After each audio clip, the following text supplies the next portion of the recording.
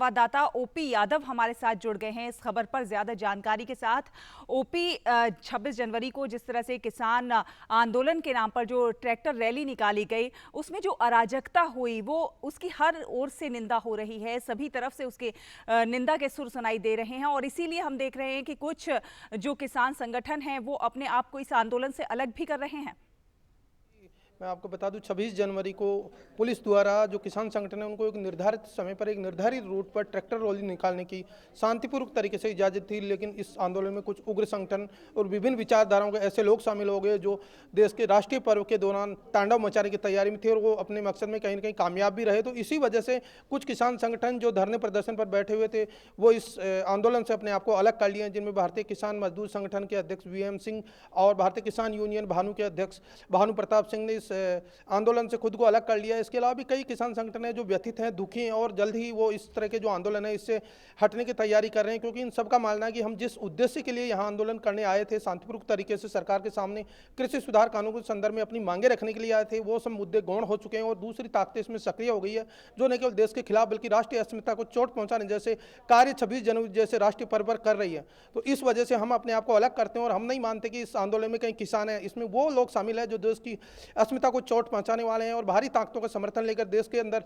गड़बड़ी पैदा करने वाले हैं। इसलिए इस आंदोलन से बहुत सारे किसान संगठनों ने अपने अपने विचार दिए हैं। वहीं देश भर से भी कई तरह की प्रतिक्रियाएं आ रही कि पुलिस को उनके साथ सख्ती से विचार करना चाहिए और इन दोषी लोगों के खिलाफ सख्त से सख्त कार्रवाई कर निर्देश देना चाहिए। जी बिल्कुल सही ओपी, जिस तरह से आपने कहा कि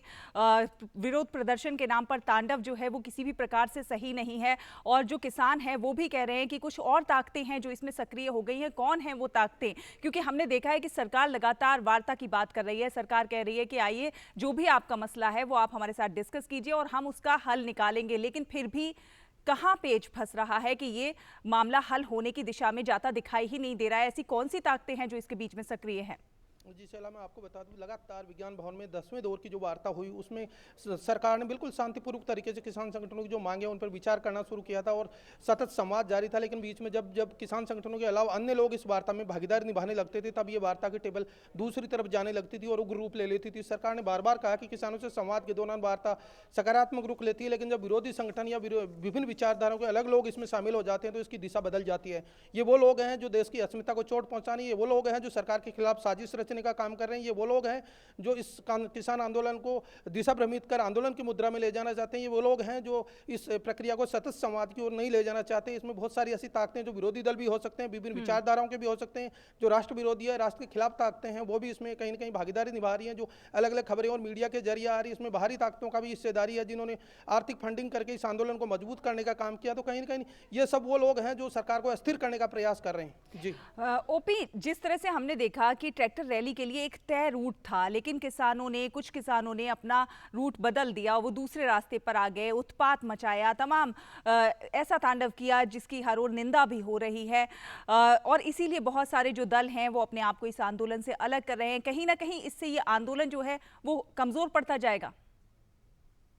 बताना चाहता हूँ जीप सिंधु और जो उसका जो साथी था लक्का, ये तकरीबन 5-7 दिन पहले से तैयारी कर रहे थे और इन लोगों का ये मेन मकसद था कि इस आंदोलन में कहीं ना कहीं उग्रता रूप धारण की जाए, जो राष्ट्रीय पर्व है उसको डिस्टर्ब करने का काम किया जाए। इसी वजह से ये सब चीज़ें सामने आई। पुलिस ने बिल्कुल शांतिपूर्वक तरीके से एक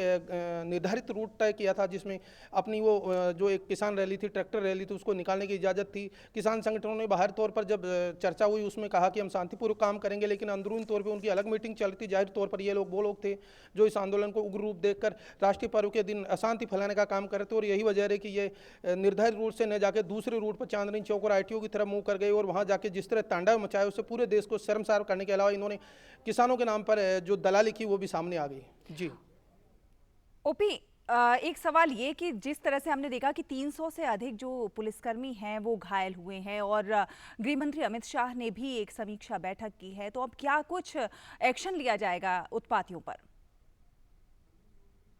से शांतिपूर्वक तरीके से इस समस्या के समाधान के लिए पहले दिन से लेकर गंभीर है। अब ये इतनी बड़ी घटनाक्रम होने के बावजूद भी सरकार ने पूरा संयम दिखाया और लगातार बैठकों का दौर चल रहा है कि कहीं ना कहीं शांतिपूर्वक तरीके से इसका समाधान निकाला जाए। जो लोग इस आंदोलन में शामिल थे उनके खिलाफ कार्रवाई तो जरूर होगी। अभी 22 लोगों के खिलाफ केस भी दर्ज कर दिया गया है, लेकिन सरकार नहीं चाहती कि किसी तरह का उग्र रूप धारण करने वाले किसानों के साथ सख्ती से निपटा जाए। सरकार का मकसद है कि ये वार्ता शांतिपूर्वक तरीके से हल हो, लेकिन देश भर से जिस तरह की आवाज़ें आ रही हैं जी जिस तरह से कड़े संदेश देश भर से आम जनता की तरफ से आ रही है, इनके खिलाफ सख्त कार्रवाई होनी चाहिए। तो निश्चित तौर पर जिन लोगों ने इस तरह का तांडव मचाया उनको आने वाले दिनों में कड़ी सजा मिलेगी, ताकि आगे भविष्य में इस तरह की कोई हिमाकत न कर सके। जी बिल्कुल ओपी, जिस तरह से किसान आंदोलन के नाम पे ये उत्पात हुआ, ये तांडव हुआ, ये पूरी तरह से अशोभनीय और हर तरफ से इसकी निंदा भी हो रही है। फिलहाल बहुत बहुत शुक्रिया आपका हमारे साथ जुड़ने के लिए और ये जानकारी साझा करने के लिए।